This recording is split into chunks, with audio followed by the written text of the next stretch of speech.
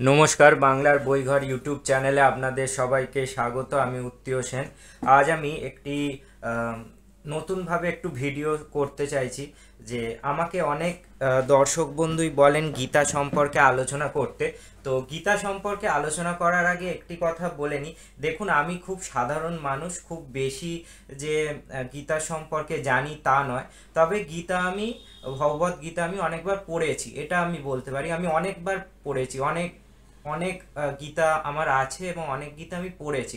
আবার অনেক গীতা পড়া হয়ওনি, মানে অনেক পাবলিশার্সের বলুন বা অনেক প্রকাশনীর থেকে এটা আমি পড়েছি, এটি আমি বলতে পারি। কিন্তু আমাকে যদি বলেন যে গীতা সম্পর্কে কি আপনার সম্পূর্ণ নলেজ আছে, আমি এটাই বলবো যে গীতা সম্পর্কে আমি কিছুই জানি না, কিচ্ছু জানি না, একদম শূন্য ধরতে পারেন। তবে আমি গীতা পড়ে যেটুকুনি বুঝেছি বা যেটুকুনি আমার এই এত গীতা থাকার ফলে আমি সেগুলিকে নাড়াচাড়া করে বা তার কিছু পড়ে আমার যেটুকুনি উপলব্ধি হয়েছে, সেইগুলো আমি আপনাদের সাথে ভাগ করে নিতে পারি। কারণ এই আমার ইউটিউব চ্যানেলে এতদিন ধরে যত ভিডিও দিয়েছি তার মধ্যে কিন্তু সব থেকে বেশি মানুষের আগ্রহ দেখেছি গীতার প্রতি, ভগবত গীতার প্রতি। এটি এটি কিন্তু আমার ভীষণ ভালো লাগে। মানে আমার যত ভিডিও আছে সব থেকে বেশি মানুষ দেখেছে আমার ভিডিও ভগবত গীতার ওপরে, যে বই মানে ভিডিওগুলো আমি করেছি। তো সেই সূত্র থেকে আমি কদিন ধরে আমার মধ্যেও এটি আসছে যে ভগবত গীতা আমি আবার পড়া শুরু করি। মাঝে আমি বেশ কিছু অন্য বই পড়ছিলাম, কিন্তু আবার কদিন ধরে মনে হচ্ছে যে ভগবত গীতা নিয়ে একটু পড়াশোনা করি বা একটু যদি কাজ করতে পারি তাহলে নিজের ভালো লাগে। আর কেন জানি না আমার ভগবত গীতা আমার নিজের মানে খুব ভালো লাগার একটি পুস্তক। কারণ আমার ভীষণ ভালো লাগে এই ভগবত গীতা। আমি দেখলেই আমি মানে সংগ্রহ করে নিই কলেজ স্ট্রিটে যাওয়ার সময়।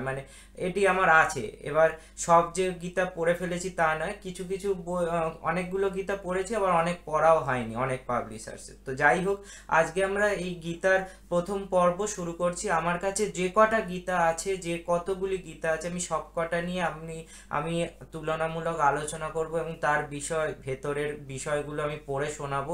এবার পরপর আমার ইচ্ছা আছে 2026 সালে আমি পুরোটাই, আমার চ্যানেলে ইচ্ছা আছে বেশিটাই আমি ভগবত গীতা নিয়ে কাজ করব এবং ঠাকুর রামকৃষ্ণদেব এবং স্বামী বিবেকানন্দ, মা শারদা, এই বিষয়গুলি নিয়ে কাজ করার বেশি ইচ্ছা আছে। তো যাই হোক, আমরা শুরু করছি আজকের প্রথম পর্ব। তো আমার কাছে দুটি গীতা আছে আমার কাছে এখন, আপনাদের এখানে দেখা যাচ্ছে। আর ব্যাকগ্রাউন্ডটা আমি একটু সুন্দর করে কালার করে করেছি। তো এবার থেকে এই ব্যাকগ্রাউন্ডে আনার চেষ্টা করব ভিডিও, তাহলে বইগুলোকে আরো প্রপারলি দেখা যায়। তো যাই হোক, আমার কাছে দুটি গীতা আছে, একটি হচ্ছে গীতা প্রবোধনী আর একটি হচ্ছে সরল গীতা।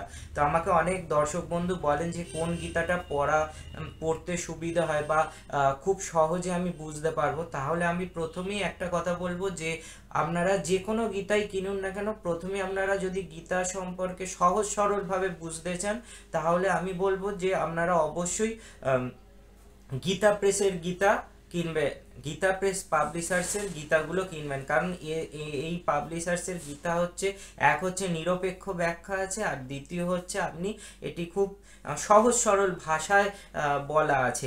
এছাড়া গীতা প্রেসের আরও অনেক গীতা হয়।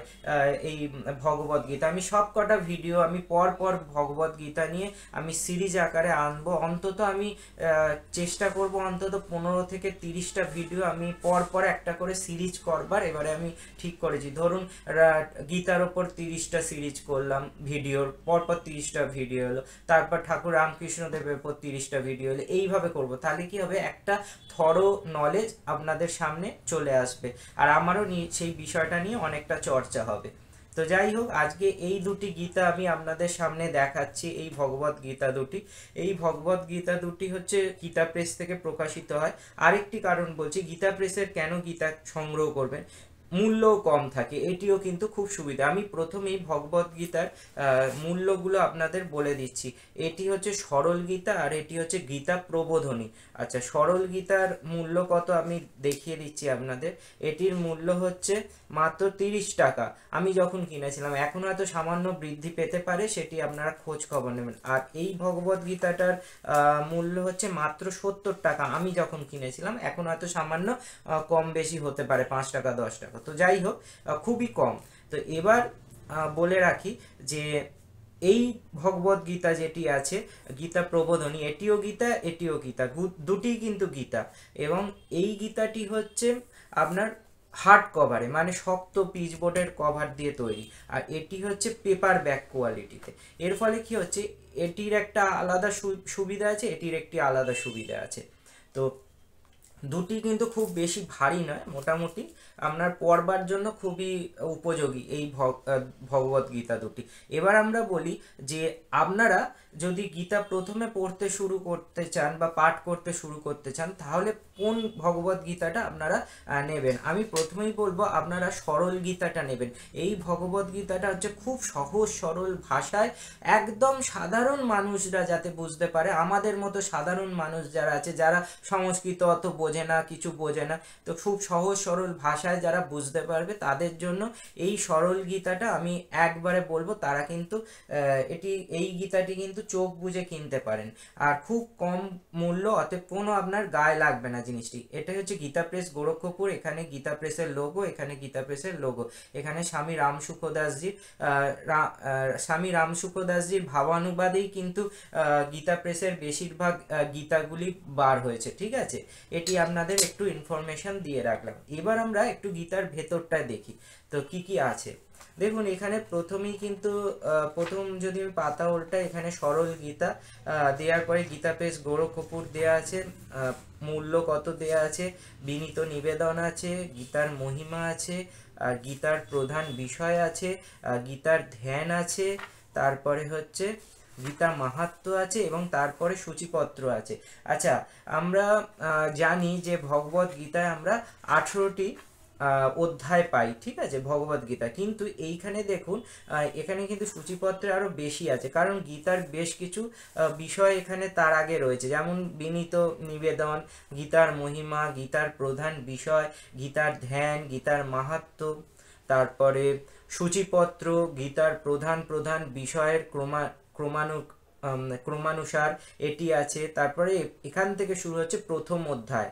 তো প্রথম অধ্যায় এখান থেকে দেখুন, আমি যদি কাউন্ট করি 1 2 3 4 5 6 7 8 9 10 11 12 13 14 15 16 17 18, 18টা অধ্যায় এখানে আপনারা পাবেন। এই হচ্ছে সম্পূর্ণ আপনার ভগবদ গীতা। এবার হচ্ছে গীতার কি কি দেখুন, 18টা অধ্যায় আছে। এই 18টা অধ্যায়ের নাম কিন্তু এখানে বলে দেয়া আছে, যেমন অর্জুন বিষাদ যোগ, এটা দিয়ে শুরু হচ্ছে।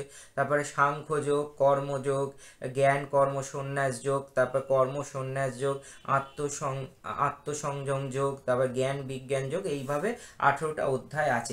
এই 18টা অধ্যায়ের নাম আমরা পরে আলোচনা করব। তো আমরা একটু আজকে আমরা বই মানে গীতাগুলির পরিচিতি ভালো করে নিই। আচ্ছা, এই ভগবদ গীতা একটা বিশেষ জিনিস আছে, যেটি হচ্ছে লাল আর কালোতে লেখা, ঠিক আছে। এটি কিন্তু গীতা প্রেসের একটি বিশেষত্ব, এই ভগবদ গীতাটা সরল গীতা এটির নাম, কিন্তু এটি খুব সহজ সরল ভাষায় করা আছে। আর কিরম ভাবে দেয়া আছে দেখুন, আপনার একটি করে শ্লোক দেয়া আছে, এবং শ্লোকের পর তার বাংলা মানে করে দেয়া আছে, প্রত্যেকটা তাই শ্লোক দেয়া আছে, বাংলা মানে করে দেয়া আছে।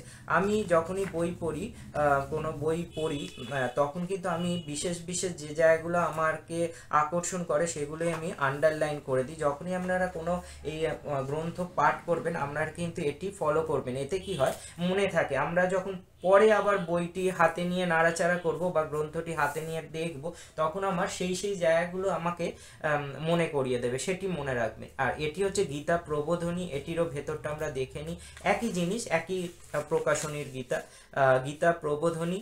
আর এটি কিন্তু আরো ব্যাখ্যামূলক, মানে আরো ব্যাখ্যা আছে, এটির থেকেও আরো বেশি ব্যাখ্যা এতে কিন্তু পাবেন।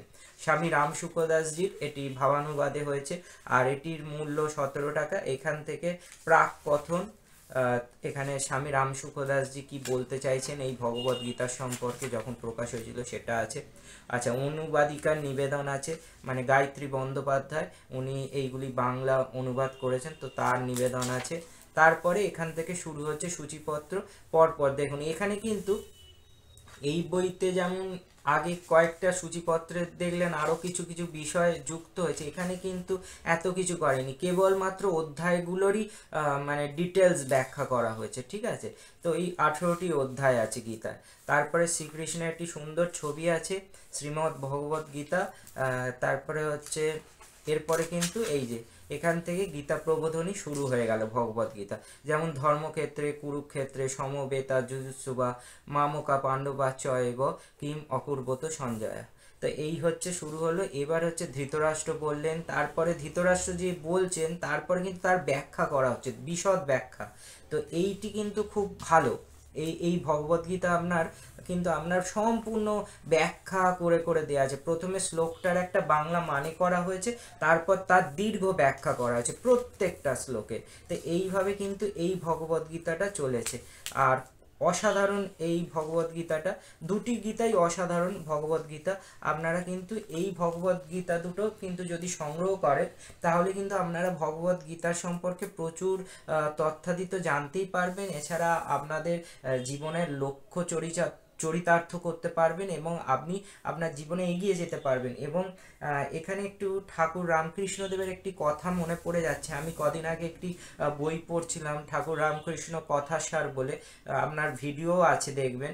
আমি তাতে পড়ছিলাম যে ঠাকুরকে একবার জিজ্ঞেস করা হয়েছে রামকৃষ্ণদেবকে, গীতার অর্থ কি, গীতা বলতে কি বোঝায়। গীতার অর্থ তখন কি বলছেন ঠাকুর, গীতার অর্থ বলছেন ত্যাগী। মানে গীতাকে উল্টে দিন তাহলে কি হয়, ত্যাগী হয়। গীতার বানানটাকে উল্টে দিন, গীতা ত্যাগী। এই ত্যাগী যে শিখবে সেই গীতা পড়ে বুঝতে পারবে বা গীতার মানে ভাবটাকে নিতে পারবে। তো গীতার অ্যাকচুয়াল সব কিছুর যদি অর্থ নিহিত বুঝতে চান, গীতার অর্থই হচ্ছে ত্যাগ, ত্যাগ, ত্যাগ।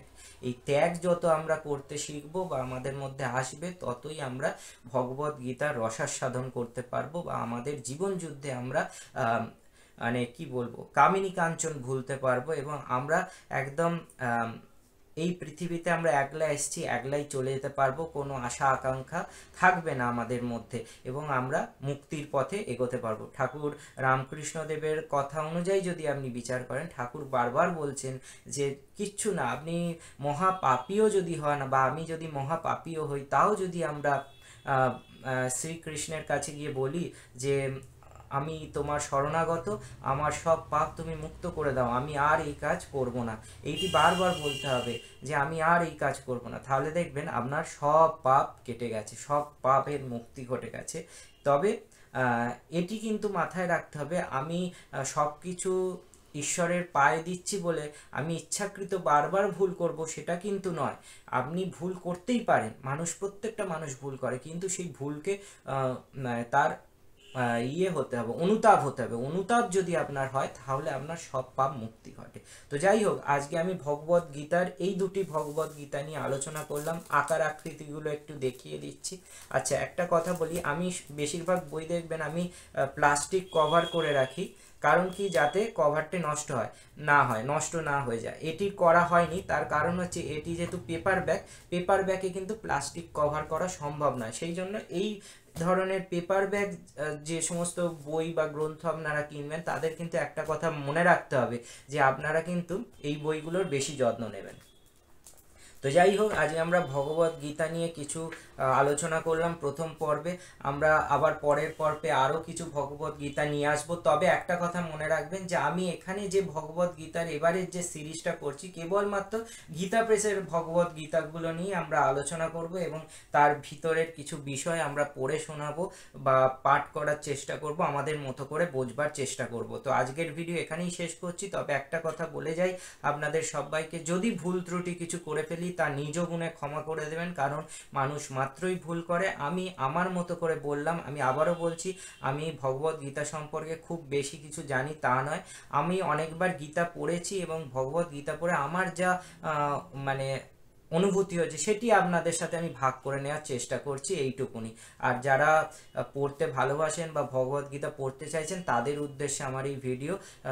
যারা অনেক বেশি জানেন ভগবদ গীতা সম্পর্কে তাদের এই ভিডিও না দেখলেও চলবে, কোনো অসুবিধা নেই। সবাই ভালো থাকবেন, আবার নতুন ভিডিওতে আপনাদের সাথে দেখা হয়ে যাবে। জয় গীতা বলে এই ভিডিও শেষ করলাম। আর আপনাদের যদি ভিডিওটি ভালো লাগে, আপনারা সুন্দর একটি মন্তব্য করে যাবেন বা জয় গীতা লিখে যাবেন বা জয় ঠাকুর রামকৃষ্ণদেব লিখে যাবেন, যা আপনার মন চায় আপনি সুন্দর একটি মন্তব্য করে যাবেন, এই আশা রাখি। তো আজকের ভিডিও আমরা এখানেই শেষ করলাম। দুটি ভগবদ গীতা আপনাদের সামনে আমি তুলে ধরলাম। সবাই ভালো থাকবেন, আবার নতুন ভিডিওতে আপনাদের সাথে দেখা হয়ে যাবে। আমি উত্তীয় সেন।